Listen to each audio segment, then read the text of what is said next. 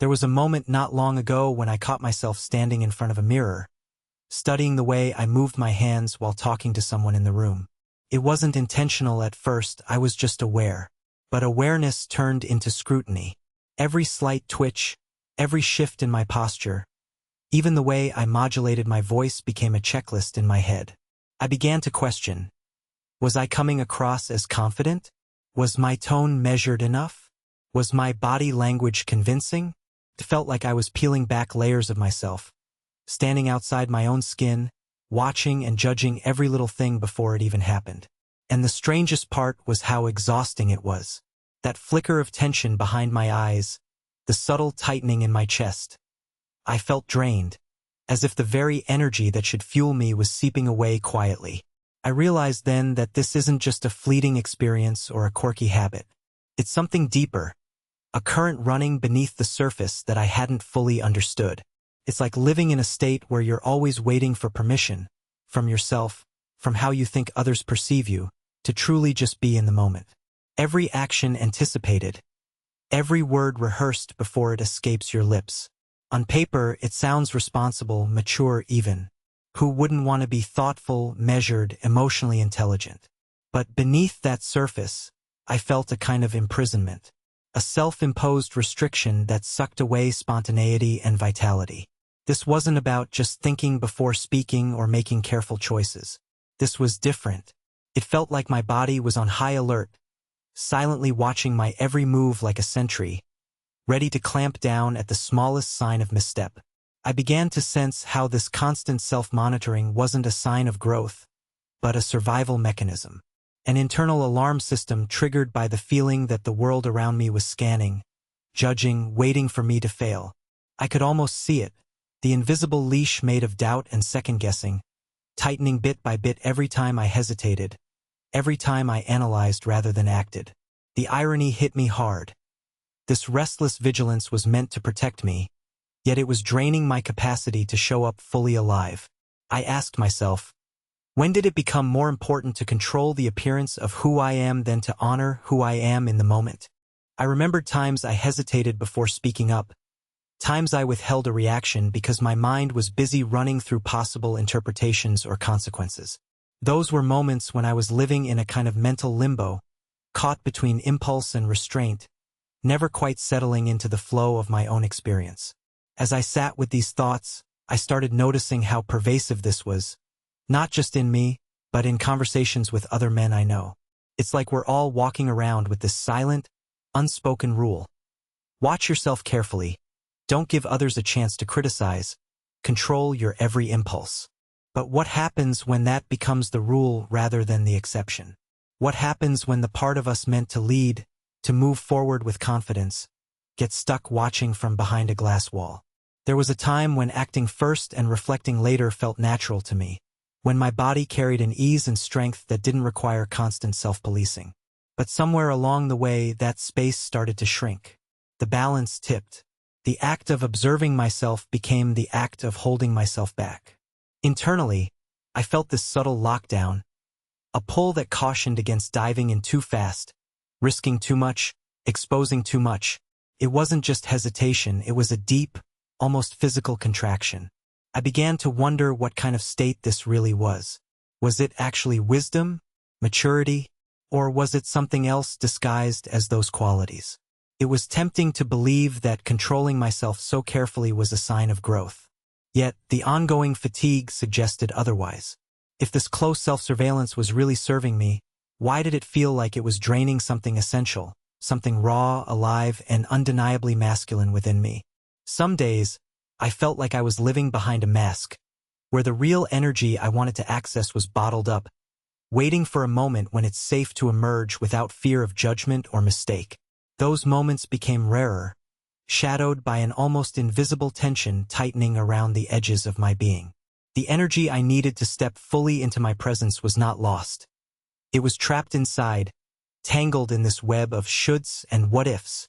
This internal struggle doesn't get talked about enough, yet it's quietly pervasive. It isn't just about self-reflection or emotional control. It's about the difference between being present and being constantly watched by the version of ourselves that monitors and restrains. The way I see it now, This constant internal gaze isn't just about knowing ourselves better. It's about a survival strategy born from feeling judged, from imagining a world that waits with a critical eye. And that leads me to ask, how often do we fall into this trap of self-observation so intense it becomes self-censorship? How often do we shrink our own energy just to maintain the illusion of control? The answers to these questions aren't easy or comfortable. But I'm beginning to sense that there is a way out. A way back to feeling the raw, steady power that comes not from watching ourselves endlessly, but from trusting the moment to unfold and responding from that place. I'm inviting you now to explore with me this subtle but powerful pattern, the one that hides behind the mask of emotional intelligence and maturity, but quietly siphons away your energy and presence. It's a journey inward, but not into self-criticism. It's a journey into reclaiming the natural flow of action, impulse, and deep confidence that have been muted by years of habit and conditioning.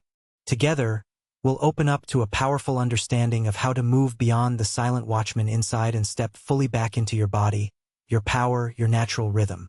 Before we dive deeper, I want you to think for a moment. When do you catch yourself hesitating, replaying scenarios, or measuring your words before they even leave your mouth? What does that feel like physically? Like me, you might be surprised by how much space that internal watcher takes up, even when you don't realize it's there. And in realizing this, we take the first step toward freeing ourselves from its quiet hold. I remember a particular evening a few months back, sitting across from an old friend at a dimly lit cafe. He leaned in, eyes searching mine, and posed a question that caught me off guard. "Why do you seem so tense, always measuring every word before it leaves your mouth?" I hadn't fully grasped it until then, but his words unlocked a sudden awareness. I realized that this internal referee, the one scrutinizing every nuance of my behavior, was not just an occasional visitor. It was a constant passenger in my mind, subtly steering every interaction. That night, as rain tapped softly against the window panes, I began reflecting on how this form of mental vigilance acts less like a guardian of wisdom and more like an invisible hand tightening its grip. It drains vitality not merely because it consumes thought, but because it fragments intention. Instead of allowing my body and instincts to orchestrate a unified response, this persistent self-scrutiny fractures my experience into disconnected pieces. With every self-monitoring moment, there's a sense of putting on an act, rehearsing a script that has been rewritten 1,000 times over. The energy that once fueled bold decisions now drains into an internal feedback loop where hesitation reigns supreme. There's a parallel here worth exploring. The difference between an athlete in the zone and one stuck analyzing every muscle twitch mid-performance. The athlete fully immersed in the game trusts their training, reacts fluidly, and taps into a reservoir of energy that flows unhindered by self-judgment. The moment they shift to overanalysis, counting the steps, scrutinizing their form, movement becomes mechanical, fragmented, and energy saps away. This mirrors the experience many of us endure in daily life, trading embodied presence for cautious calculation. Our nervous system, wired for effortless action, senses this internal disruption and pulls back. One afternoon, while navigating an unfamiliar hiking trail, I observed a group of hikers constantly checking their GPS, recalculating routes every few steps. Their focus was so consumed by these oversight rituals that they missed the vivid natural world around them. The rustling leaves, the warmth of the sun on their skin, the subtle rhythm of their breath matching their stride. It dawned on me that over-attention to every tiny detail, though intended to safeguard, actually distracts from life's natural momentum. The body, deprived of the freedom to glide through experience, contracts and tires.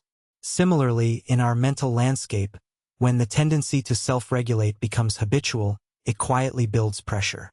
Our capacity to respond creatively to challenges diminishes because we are tethered to an internal scoreboard tallying every perceived mistake or misstep.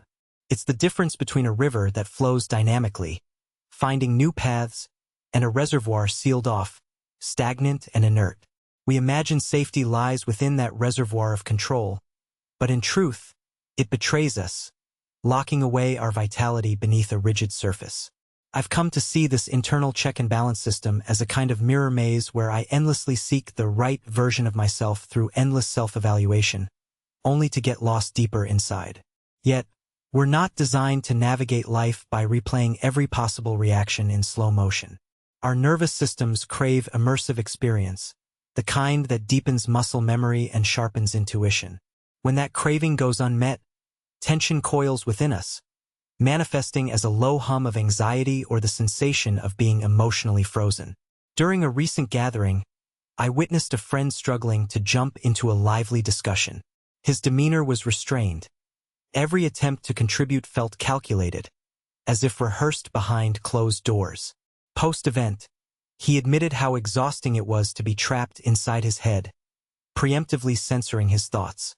This honesty made me realize how widespread this invisible force is, one that drains the very energy masculine presence requires to emerge confidently. I recall setting foot on stage years ago for a community speech, feeling raw nerves but also a surge of life surging through me, unfiltered and spontaneous. The contrast between that moment and times when I clamped down on impulse was striking.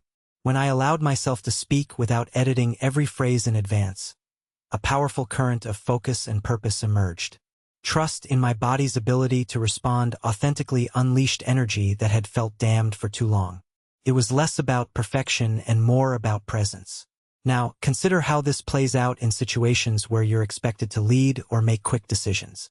Do you find your mind spinning like a fragile wool bearing too much weight? Or do you move decisively, anchored in your instincts? This internal dance reflects whether you are operating from a space of embodied freedom or orchestrated inhibition. The key lies in reconnecting with the ability to engage first, trusting yourself enough to act, and refining later without draining your reservoir of strength. I also found that the more I allowed this internal observer to relax, the more my emotions breathed freely. Instead of wrestling with every anxious thought or doubtful impulse, I began to notice a release. There was space for courage to bloom in unexpected moments, for creative risk rather than cautious maneuvering. The body's natural rhythms began to hum again, and with them, the grounded force that courses beneath masculine presence reawakened. In unpacking this dynamic, I realized we create a shadow realm inside, a place where judgment thrives quietly and energy dissipates without notice. This realm thrives only as long as we mistake cautious self-monitoring for strength. But true power emerges when we reclaim our instinct to engage fully, untethered by relentless internal critique. The challenge invites us to become participants, not passive spectators, within the theater of our own lives. The next time you encounter a pause that feels like hesitation, or an urge to weigh every aspect endlessly, pause and notice what keeps you held back. What kind of internal audience demands such unwavering scrutiny? Could it be time to loosen these invisible reins and give your energy permission to roam? When we begin to dismantle these silent barriers, the floodgates open for a deeper flow of vigor, authenticity, and presence. Forces waiting patiently to be claimed again. I remember the first time I noticed how deeply embedded this restless vigilance had become within me was during a weekend road trip with friends. We'd stopped by a quiet lakeside after hours of driving, the sun casting long shadows on the water's surface. While everyone unpacked gear and laughed freely, I found myself hesitating. Every movement felt calculated, my hands carefully placing objects, my words measured and cautious. It was as if an invisible force restrained my natural impulses. I was watching myself rearrange items in the car trunk with a sort of clinical detachment, as though I needed to confirm each gesture met an unspoken standard. In that moment, a wave of frustration swept over me. Where was the ease, the natural rhythm I used to possess? Instead of engaging in the shared joy around me, I was caught in a loop of quiet inhibition. That experience revealed something I hadn't faced before. This quiet intellectual vigilance isn't just a byproduct of introspective growth, but an unconscious fortress we build when we feel vulnerable. Rather than emerging from a place of self-improvement, it often forms as a reaction to pressures beneath the surface, pressures to keep it together, to appear composed, to avoid exposure. This fortress, however, does more than shield. It effectively isolates. I felt as if I was separated not only from the other people but from my own impulsive vitality. The liveliness of spontaneous engagement was suffocated under a layer of hyper-awareness. A friend later described a similar sensation during a stressful team project at work. Despite having clear expertise, he found himself stuck in what he called a mental holding pattern, where every idea was parsed and reparsed internally before releasing even a single comment. His once sharp intuition dulled under the weight of caution. When we talked, he likened it to standing on a high wire, where one wrong move would unravel everything. What struck me was his statement felt less like careful strategy and more like being trapped in a state of suspended animation, anchored by invisible chains woven from self-directed scrutiny. Another layer I uncovered was how this continuous mental evaluation can subtly erode our sense of confidence, not abruptly but like water slowly reshaping stone. I once watched a colleague rehearse a presentation so many times that each iteration felt less alive. Even when his words were clear, his delivery seemed weighed down by an overcautious restraint. The authenticity I admired began retreating behind a curtain of rehearsed predictability. Reflecting on myself, I recognized my behaviors mirrored this when conversations or decisions felt fraught with consequence. The natural spark of my intuition diminished beneath a veil of protective hesitation, switching from engaging participation to silent reservation. One afternoon, deciding whether to speak during a large meeting became a battleground between instinct and caution. Part of me was eager to contribute, share ideas, and take meaningful action. Another part recalculated possible reactions, reimagined potential faults in my reasoning, and hushed my voice preemptively. That tension created an invisible paralysis, a freeze frame in the ongoing dynamic of collaboration. Observing this internal clash made me realize how wearing such a mental bridle grows over time. No sudden shocks, just a persistent tightening with profound effects on how I inhabit social spaces. I'm reminded of a story a mentor once shared from his younger days as a firefighter. He described how novice recruits often become overly analytical during emergency drills, fixating on every movement and protocol until their instinctual responsiveness is muted. Only through repeated exposure, learning to trust their training without overanalyzing each split second, do they reclaim the fluidity necessary in crisis. This resonated with me because it illuminated the crucial role of unfiltered action interwoven with reflection. The push and pull dynamic between impulse and intellect can tip toward paralysis if the balance is lost. Now, picture the countless moments when we pore over every word before voicing it, reshaping our feelings into words that seem safer or more palatable. What if that constant review is a whisper of mistrust toward ourselves? How often have I disguised my raw truth beneath layers of moderation because of a fear I wouldn't be accepted otherwise? This habit of preemptively editing our expressions breeds a quiet detachment from our core essence, turning energetic drive into muted signals struggling to break through. When I consider this pattern, I think of a river choked by overconstrained dams, water pooled behind rigid walls, capable of flooding but unable to cascade freely. Our natural momentum demands fewer barriers, invites more surrender to flow. The body, the very vessel through which vitality manifests, responds powerfully to whether we allow it rupture the constraints or remain confined within them. When I give myself permission to act without exhaustive internal negotiations, I feel a surge, a raw force that reminds me who I am beneath my fears and assumptions.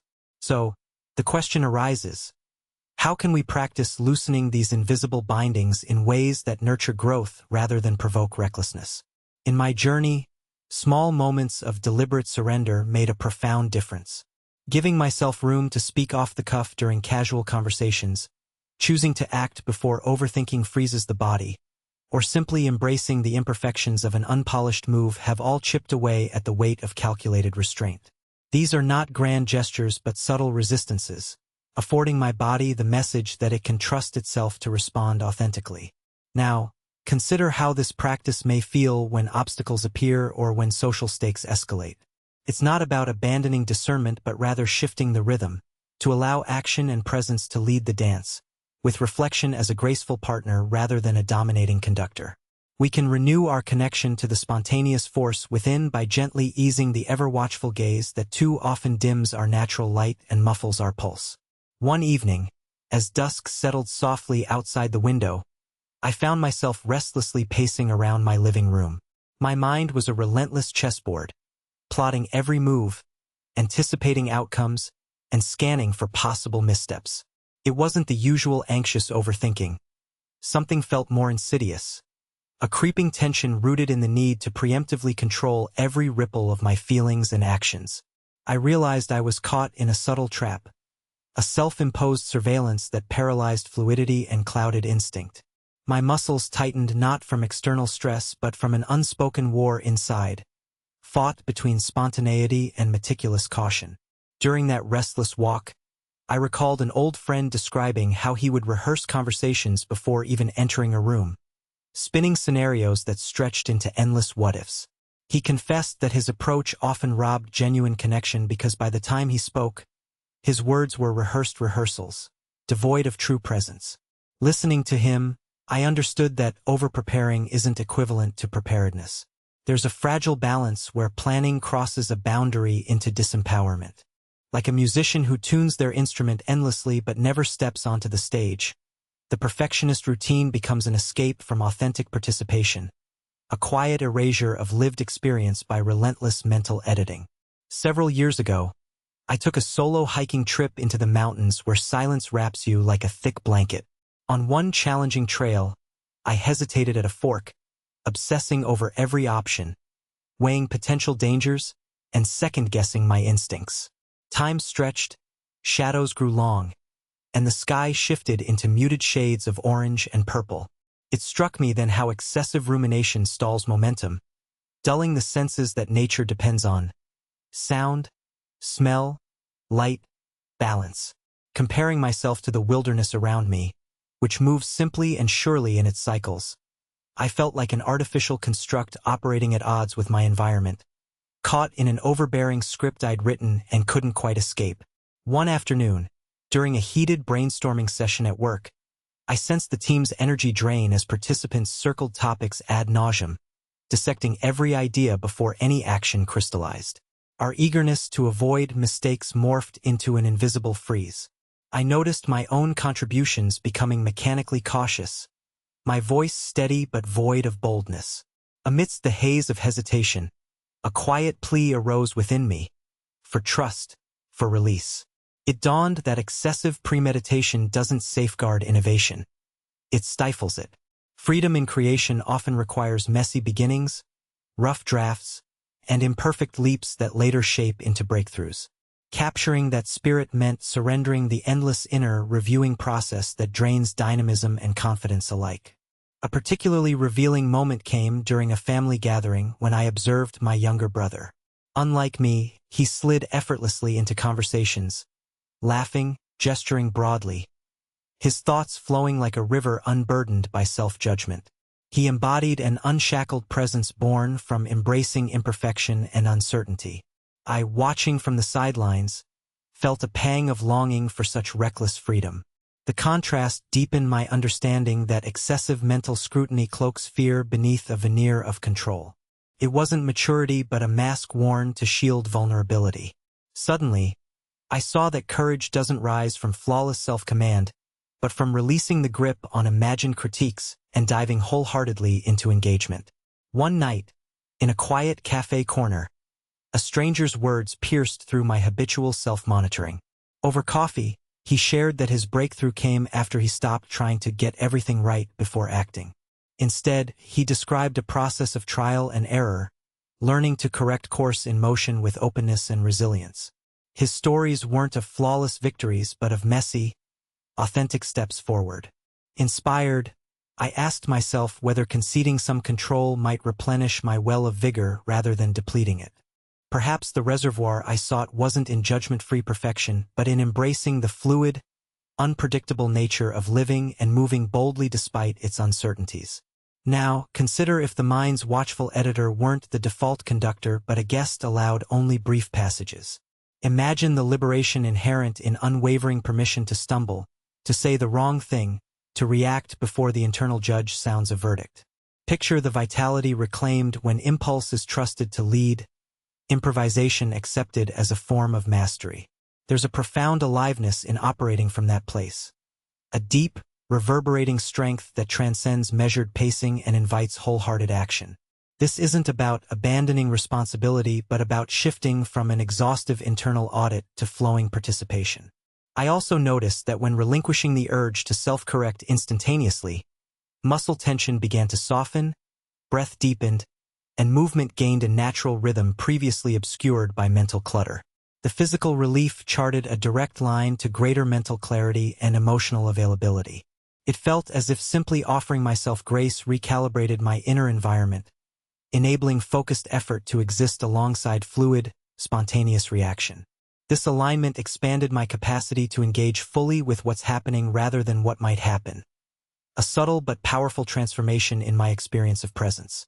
Eventually, I realized that scaling back the ceaseless self-surveillance cultivates room for trust. Trust not only in myself but in life's unfolding. The invitation is clear: to stop holding every action hostage to silent critique and instead rejoin the dance as an active, imperfect participant. There's no need for flawless choreography. Vitality bursts forth when we dare to inhabit our raw impulses and learn from each unfolding step. That is where a robust, unapologetic masculinity lives, fueling not from containment but from authentic engagement released at exactly the right time.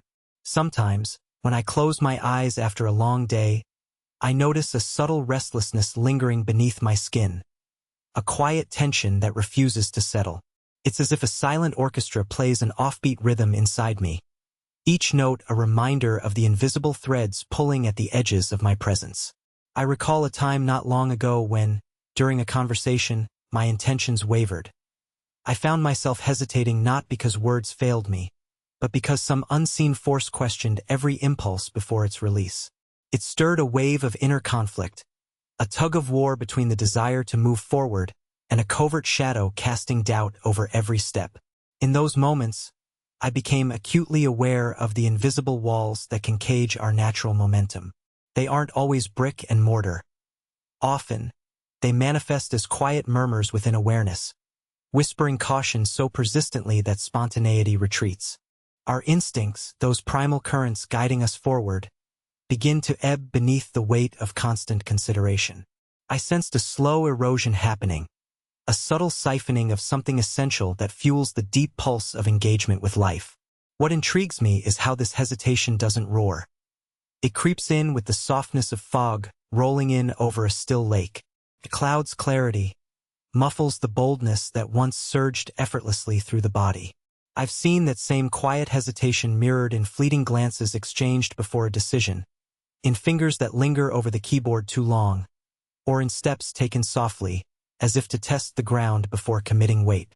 The world around us moves with unpredictable cadence, yet inside, there's a longing for a rhythm unencumbered by anxious forecasting. I picture a dancer poised at the edge of the stage, muscles tight, eyes alert, every breath measured, waiting to perform the perfect routine. The beauty of dance lies in both preparation and surrender. Yet when the balance tips towards overcalculation, the expressive fire dims, and the body loses its lyrical grace. The dancer's heart holds back, unsure if the ground beneath will hold steady. This tension between readiness and release is something I've come to recognize within my own journey, an invisible choreography between restraint and impulse shaping the way I move through the world. Occasionally, amid the tangled thoughts and guarded actions, a whisper surfaces, a nudging reminder of the power residing in uncomplicated participation. It carries a promise that I can step into the flow without an exhaustive checklist running in the background, that authenticity blooms most vividly when immersion outruns anticipation. Yet, I caught myself wondering, how often had I mistaken the feeling of control for strength, the clutch of caution for maturity? There is a fragile threshold where protection becomes confinement, and crossing it can quietly dull the very spark we seek to preserve. I remember a late afternoon stroll through a bustling cityscape, watching people interact with an unfiltered presence, laughter erupting without caution, eyes meeting without calculation. The organic rhythm of their exchanges painted a vivid contrast to the slow, careful deliberation I often found myself trapped within. In their fearless motion, I glimpsed a kind of vibrancy that seemed to breathe life into their connections, a magnetic force born from trusting uncertainty rather than resisting it. It provoked an aching awareness in me, a yearning to reclaim that dissolved ease and step back into unguarded participation. Yet, this is not about abandoning discernment or plunging blindly into action. It's something more nuanced, an invitation to inhabit the tension between thought and impulse with compassion and courage. It asks us to loosen our grip on rehearsed caution, allowing room for a messier, more vibrant presence that lives fully in the unfolding moment. I felt this tension stirring inside me, a call to shift from meticulous waiting to engaged moving, from invisible barricades to open pathways. At times, I imagine the mind as a garden. When tended with obsessive care, constantly pruning, trimming, and arranging, its natural wildness can be suppressed, and the soil beneath may lose fertility. Balance is found when gardening becomes intuitive, the hands moving with an ease that nurtures growth without control's chokehold. A wild garden breathes deeply into the earth, responding to the sun and rain without resistance. I began to sense that something like this needed tending inside me, a rewilding of vigor and presence craving space to unfold beyond rigid self-regulation. The challenge, I realized, is recognizing those internal beamers that flicker incessantly, casting shadows on movements that once felt natural and robust. They can transform fertile ground into vast stretches of cracked earth, drying up vitality in silence. Yet, the horizon isn't fixed. I hold on to the notion that beneath these layers lies a more vibrant self, one shaped by the capacity to embrace uncertainty and act with intent unmasked by lingering doubt. As I walked that line between hesitation and action, between control and freedom, I discovered something profound awaiting in the spaces between.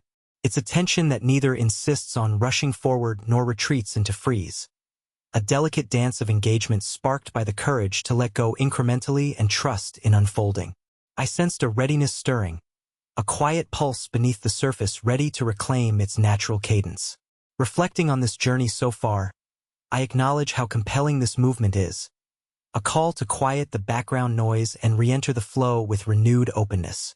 It's a beckoning to rewrite the script that insists strength lies in measured perfectibility, opening instead to the dynamic grace found in courageous participation. Something undeniably transformative waits just beyond the next step, inviting us to lean into the wild flow of genuine presence once again.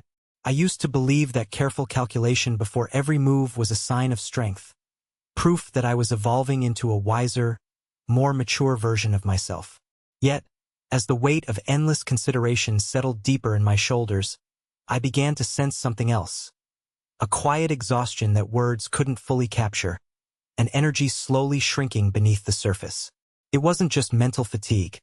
It felt like a subtle loss of that raw, untamable spark that once fueled my actions without hesitation or fear. I remember a night when this paradox became unbearably clear. I was poised to speak at a gathering, my mind busy rehearsing each sentence, refining each gesture, trying desperately to perfect an image I thought would secure respect. As voices around me ebbed and flowed, the moment to contribute crept closer, yet my limbs felt frozen, detached from the waves of thought swirling inside. The tension was suffocating. Suddenly, the question that had lingered for months surfaced with piercing clarity. Was I shutting down the part of myself that thrives on impulse and courage by wrapping so tightly in careful observation? Had I mistaken safety for surrender? There's an irony embedded in the experience. The more I tried to guard myself from missteps, the more I isolated the very essence of who I was. It's not a loss that happens in a snap, but a slow evaporation of vibrancy when every step is pre-approved by a relentless inner sentinel. Energy shifts subtly, a reservoir once deep begins to feel shallow, and a sense of vitality dims beneath layers of restraint. Suddenly, action feels distant, like watching a familiar dance through a glass barrier. One afternoon, I found myself in conversation with a young man who shared how he felt tethered by invisible currents, constantly disputing with himself before he moved. His words mirrored the same pattern I had been wrapped in, the simultaneous desire to act and the overwhelming habit to pause, edit, and examine endlessly. We spoke for hours, and in sharing our struggles, I sensed a collective experience, a universal hum beneath whispered confidences. The challenge of reclaiming wholehearted movement amid conditioned self-censorship. That exchange sparked something within me, a deeper curiosity about what lies beyond the familiar cycles of hesitation and restraint. I started to consider vulnerability not as weakness, but as a gatekeeper to authenticity. Rather than suppressing that unfiltered energy, I allowed space for imperfection, for actions without premeditated approval.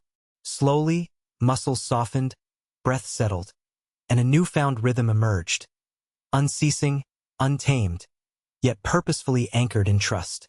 I don't suggest abandoning reflection altogether. Discernment still serves us, guiding wisdom and clarity. The invitation is to shift our relationship with that inner dialogue, transforming it from a controlling taskmaster into a gentle ally that supports engagement instead of blocking it. When I first began practicing this shift, I felt exposed, as if stepping into raw light with defenses lowered. Yet, paradoxically, the unfolding courage deepened and expanded, revealing a potency that had been waiting beneath the veil of constant vigilance. In the quiet moments after action, when the mind ceases its rapid cycle of critique, there's a rarefied space where growth resides. It's a fertile ground where lessons are absorbed without harshness, where missteps become invitations rather than condemnations. Our worth doesn't hinge on flawlessly choreographed moves, but on the willingness to participate fully, to embrace the unpredictable dance of life with open hands. Our strength emerges when we surrender the illusion of total control and lean into our innate capacity to adapt and grow through experience. There is a subtle alchemy in returning from reflective paralysis to embodied trust. I have watched myself reclaim bursts of vitality in sudden, unplanned moments, laughing freely amidst friends, offering words without rehearsal, stepping decisively when hesitation still tried to whisper wait. Each of these instances felt like reclaiming pieces of a lost self, threading the weary strands of fractured presence into a tapestry energized by courage and authenticity. As I look ahead, I carry a question with me, one I hope you'll carry too. What would it mean to live untethered from that compulsive scrutiny, to allow the flush of impulse to guide us forward? What new horizons might open when our energies flow uninhibited, when weightless participation replaces cautious reservation? The journey is ongoing, marked not by perfection but by the gentle yet resolute act of showing up as our vivid, imperfect selves. In that unfolding, I find profound liberation, an invitation to sever the quiet drain on our vitality and step onto the stage of life with a spirit alive, undimmed, and fiercely present.